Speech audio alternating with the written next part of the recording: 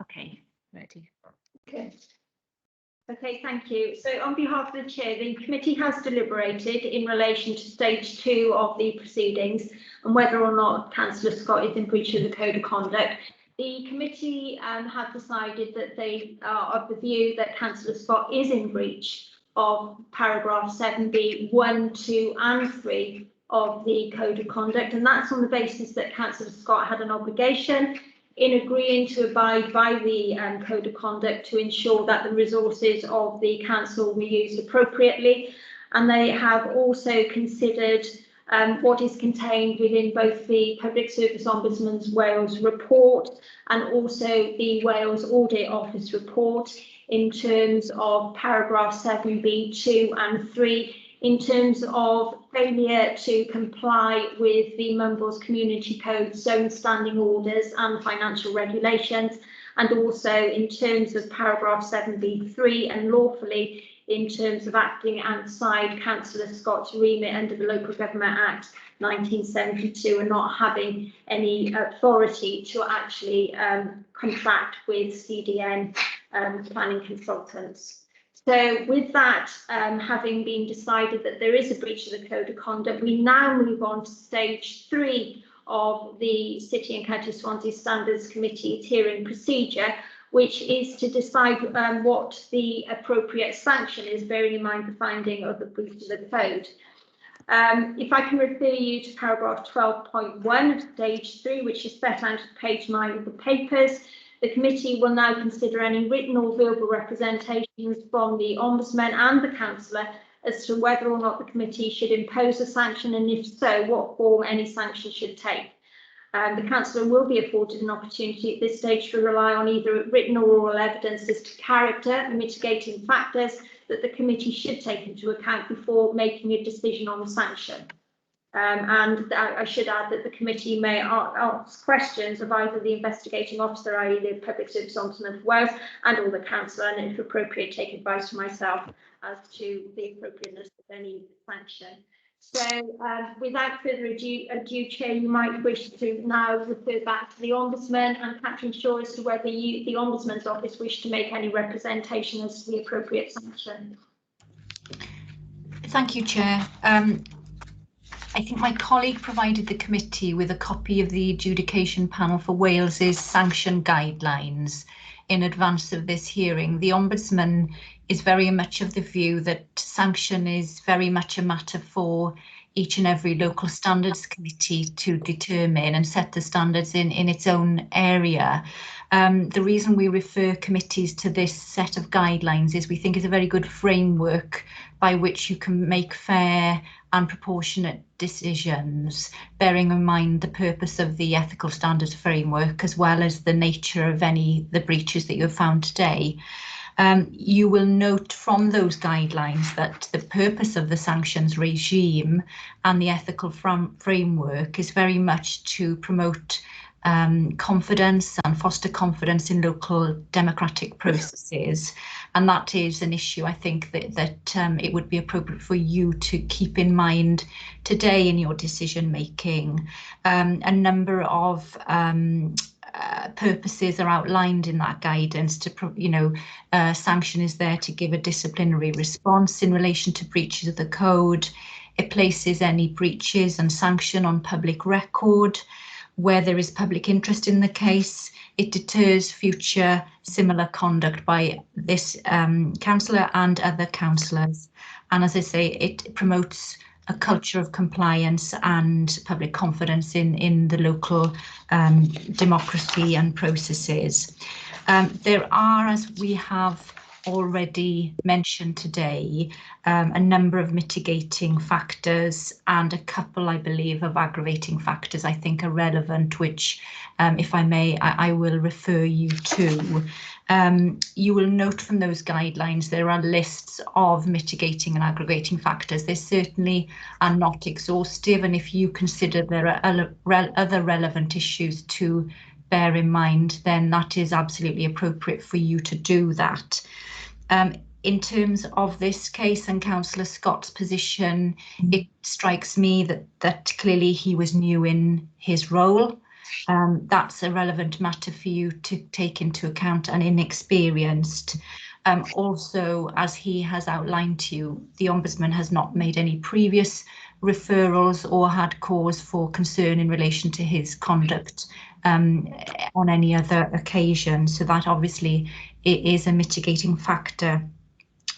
In relation to the issue that Councillor Scott has mentioned to you earlier, namely his attempt to self-report the breach. You may give credit for that. Clearly you will have seen my colleague Louise's response on that in the communications before the committee, that on that occasion the Ombudsman declined to investigate the self-referral because on the face of the complaint there was no mention of relevant matters as far as we were concerned, the financial implications and the Auditor General's report. But as I say, if you wish, you may of course give credit for that.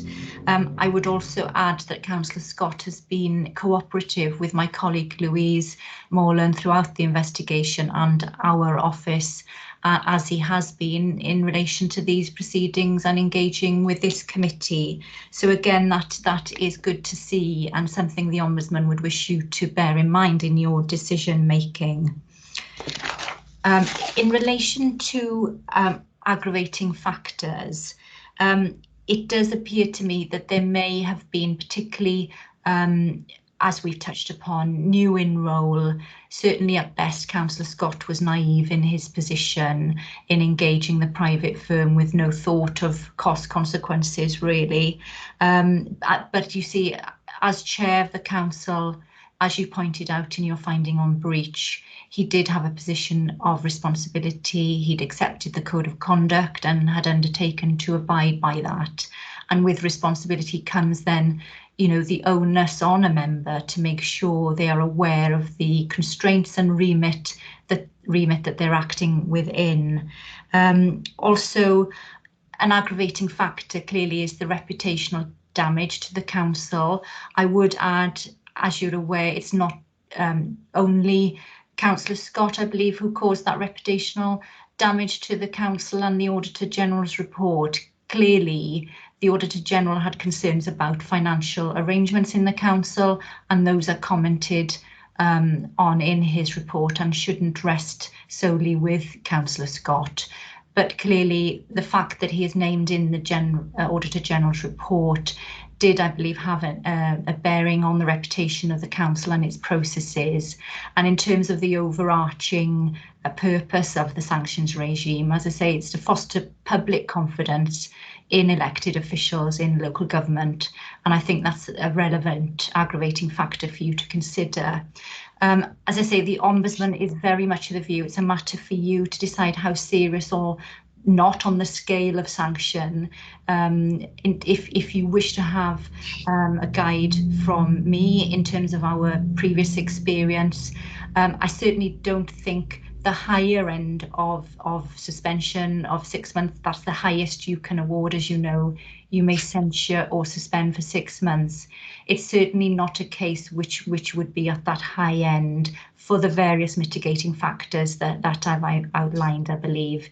It's a matter for you. The Ombudsman felt it was very much in the public interest for this matter to be referred to the committee. And if you consider that either a censure or a limited form of suspension is appropriate response in this case, then the Ombudsman would be thinks that would be very appropriate, and you know, obviously accepts whatever decision you wish to make on the facts. Thank you, Chair. Thank you very much. Thank you. Any questions? Any further questions from anybody, please? No. Councillor Scott, anything further that you wish to add to what's already been commented?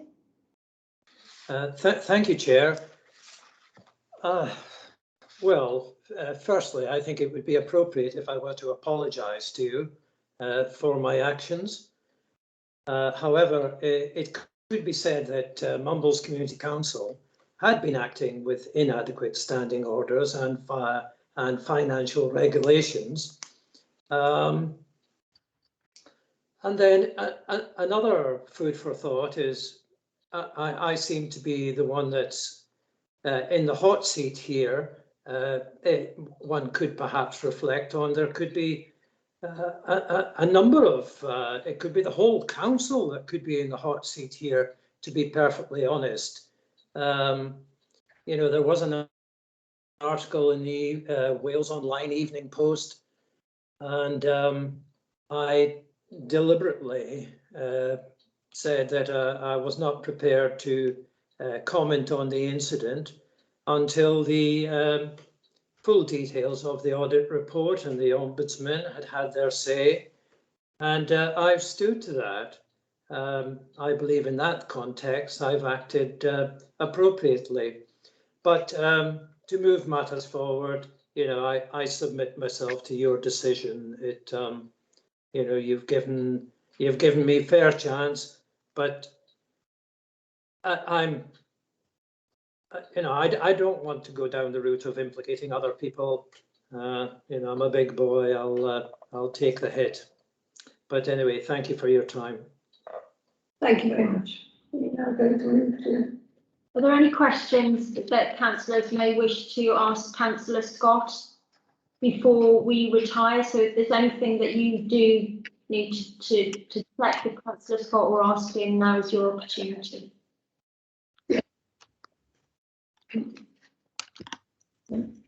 So we now move to stage 2. Yeah. Okay, so we're now moving to the stage 3. So therefore, I'm sorry to say that we will need to come offline again and to actually come up with our decision on the sections. So I'm sorry, we will remove those people again, and then our committee will come out with a decision. Thank you.